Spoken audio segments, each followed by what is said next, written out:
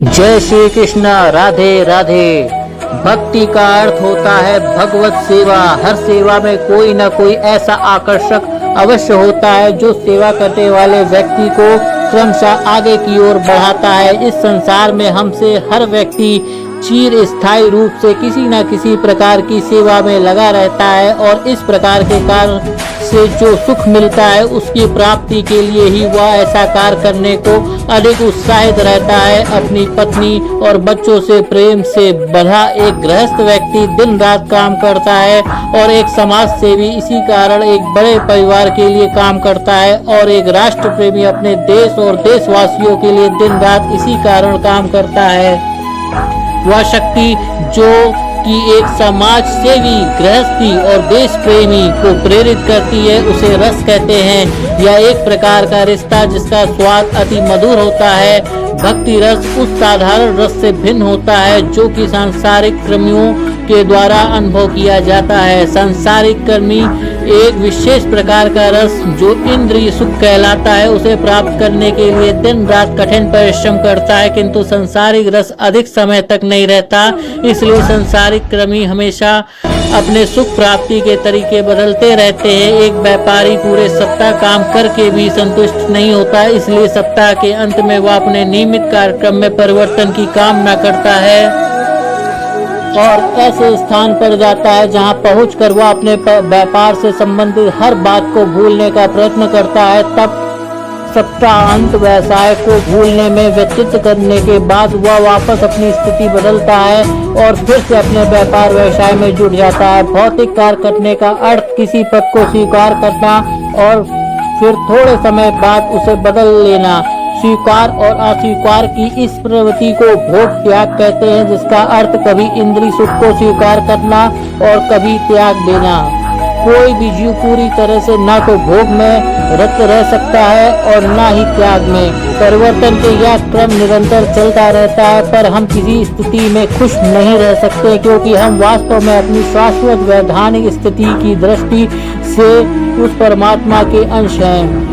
इंद्रिय सुख अधिक देर तक नहीं रहता, इसलिए इसे चपल सुख कहते हैं। उदाहरण के लिए एक साधारण गृहस्थ दिन रात मेहनत करके अपने परिवार के लोगों को आराम देने में सफल होता है और इस प्रकार वह एक प्रकार के रस का अनुभव करता है, किंतु भौतिक सुखों की प्राप्ति के लिए की गई उसकी प्रगति अचानक उसके शरीर के साथ जैसे ही उसके जीवन का अंत हो जाता है समाप्त हो जाती है। इसलिए मृत्यु नास्तिक श्रेणी के लोगों के लिए ईश्वर की प्रतिनिधि के समान है। एक भक्त भगवान के अस्तित्व को भक्ति के द्वारा अनुभव करता है, जबकि एक नास्तिक ईश्वर को मृत्यु के रूप में महसूस करता है। मृत्यु के साथ ही सब समाप्त हो जाता है और नई परिस्थिति में जीव को फिर से जीवन का एक नया अध्याय शुरू करना पड़ता है और शायद यही जीवन पिछले जन्म से श्रेष्ठ या निम्न हो सकता है। राजनीतिक, सामाजिक, राष्ट्रीय अथवा अंतर्राष्ट्रीय, चाहे हम किसी भी कार्य क्षेत्र में क्यों ना हो, हमारे कर्म के सब फल हमारे जीवन की समाप्ति के साथ ही समाप्त हो जाएंगे, यह निश्चित है। बस एक भक्ति रस जिसका स्वाद आनंद भगवान की प्रेम युक्त दिव्य सेवा में आता है, वही ऐसा रस है जो जीवन के अंत के साथ समाप्त नहीं होता।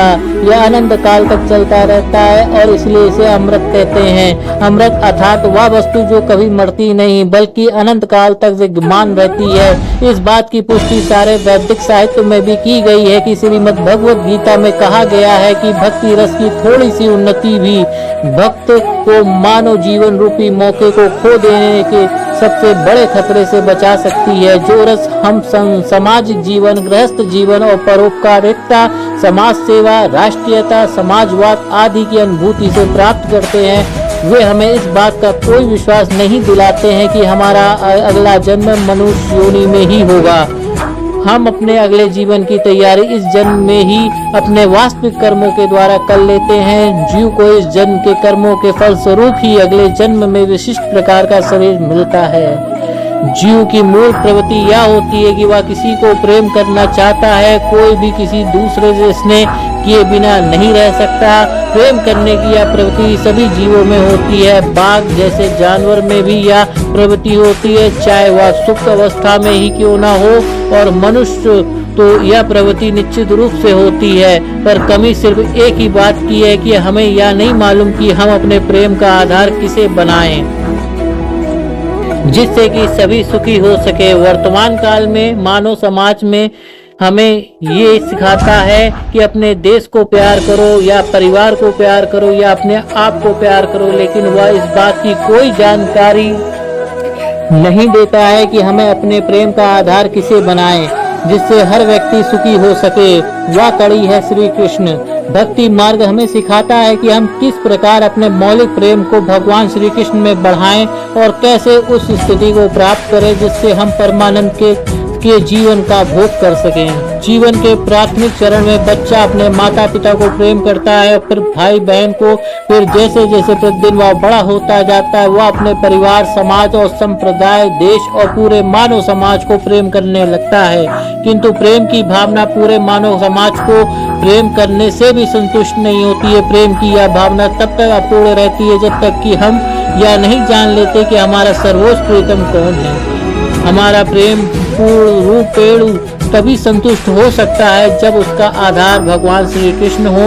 यह विषय कृष्णा भावना व्रत के विज्ञान का निष्कर्ष और आधार है, जो हमें सिखाता है कि हम किस प्रकार भक्ति के 5 अलौकिक रसों में श्री कृष्ण को प्रेम कर सकते हैं। जिस प्रकार प्रकाश की किरणें और वायु की कंपन बढ़ती जाती है, उसी प्रकार प्रेम करने की प्रवृत्ति भी विस्तृत होती जाती है, पर हमें यह नहीं मालूम कि इसका अंत कहाँ है। भक्ति योग में हमें सिखाता है कि हम सब जीवों को पूरी तरह से प्रेम करने का सबसे आसान मार्ग यह है कि भगवान श्री कृष्ण से प्रेम करें।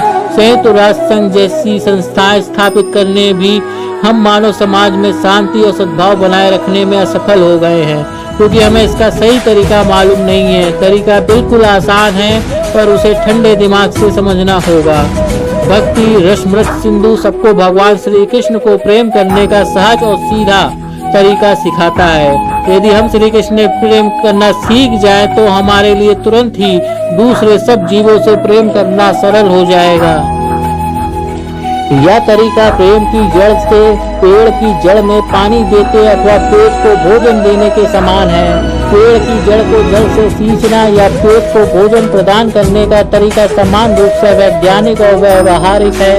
जैसे हम सबसे अनुभव किया है कि इस बात को जब अच्छी तरह से जानते हैं कि जब हम कोई चीज अपने पेट तक पहुंचाते हैं या खाते हैं तो उससे जो शक्ति उत्पन्न होती है वह तुरंत पूरे शरीर में बढ़ जाती है। इसी प्रकार जब हम पेड़ की जड़ को सींचते हैं तो उससे जो शक्ति उत्पन्न होती है वह तुरंत ही बड़े से बड़े पेड़ के सभी भागों में वितरित हो जाती है। यह संभव है कि हम पेड़ के भिन्न भिन्न भागों को पानी से सींचें, और न ही यह संभव है कि शरीर के विभिन्न भागों को हम अलग अलग भोजन पहुंचाएं।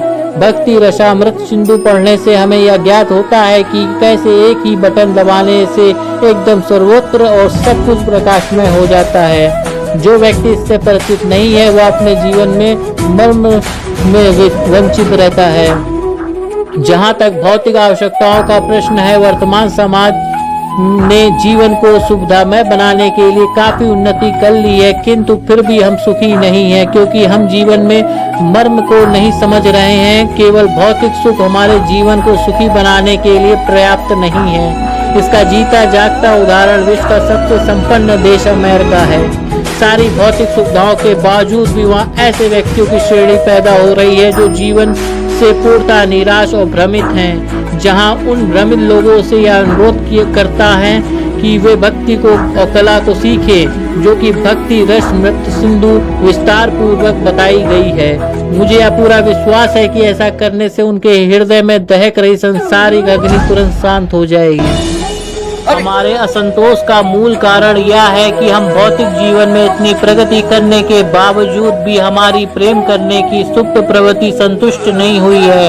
यह अलौकिक भक्ति विज्ञान हमें इस बात का व्यवहारिक ज्ञान देगा कि हम किस प्रकार भगवान की भक्ति में सेवा करके इस भौतिक संसार में रहते हुए अपनी इच्छाओं को इस जन्म में अथवा अगले जन्म में भी पूरा कर सकते हैं। इस ज्ञान का उपदेश भौतिक जीवन के तौर तरीकों का विरोध या निंदा करना नहीं है, बल्कि धर्मावलंबियों, दार्शनिकों और साधारण लोगों को इस बात की जानकारी देना है कि हम भगवान श्री कृष्ण को कैसे प्रेम करें। कोई व्यक्ति भौतिक असुविधा से मुक्त होकर भी रह सकता है, लेकिन उसके साथ ही उसे श्री कृष्ण को प्रेम करने की कला सीखनी चाहिए। हमारी प्रेम करने की प्रवृत्ति को संतुष्ट करने के लिए आजकल हम कई नए नए तरीकों खोज रहे हैं, लेकिन सत्य यह है कि हम सबसे महत्व की बात को श्री कृष्ण को भूल रहे हैं। हम पेड़ की जड़ों को छोड़कर बाकी सभी भागों को पानी दे रहे हैं। हम बाहरी तौर पर अपने शरीर की पूरी सुरक्षा और देखभाल कर रहे हैं, लेकिन हम पेट को भोजन नहीं दे रहे हैं। भगवान श्री कृष्ण को भूल जाने का अर्थ अपने आप को भूल जाना है। वास्तविक आत्म साक्षात्कार और श्री कृष्ण का साक्षात्कार दोनों साथ साथ चलते हैं। उदाहरण के लिए प्रातःकाल अपने को देखने का अर्थ है सूर्योदय को भी देखना, क्योंकि सूर्य के प्रकाश के बिना कोई स्वयं को नहीं देख सकता। इसी प्रकार यदि हमने भगवान श्री कृष्ण को नहीं जाना तो हमने अपने आप को जानने का तो प्रश्न ही नहीं उठता। भगवान श्री कृष्ण चैतन्य महाप्रभु ने, जो कि स्वयं श्री कृष्ण थे, उन्होंने आज से 404 साल पूर्व बंगाल में अवतार लिया और इस युग में भगवान का शुद्ध प्रेम प्राप्त करने का तरीका बताया। उन्होंने कहा कि दिव्य महामंत्र हरे कृष्णा कृष्ण कृष्ण हरे हरे, हरे रामा रामा रामा हरे हरे के निरंतर जप से, श्रवण मात्र से मनुष्य अपने जीवन के इच्छित उद्देश्य को प्राप्त कर सकता है। हम सभी व्यक्तियों को, चाहे वह किसी स्थान, किसी भी मत या जीवन के किसी भी स्तर पर क्यों ना हो, आमंत्रित करते हैं वे आए और हमारे साथ मिलकर इस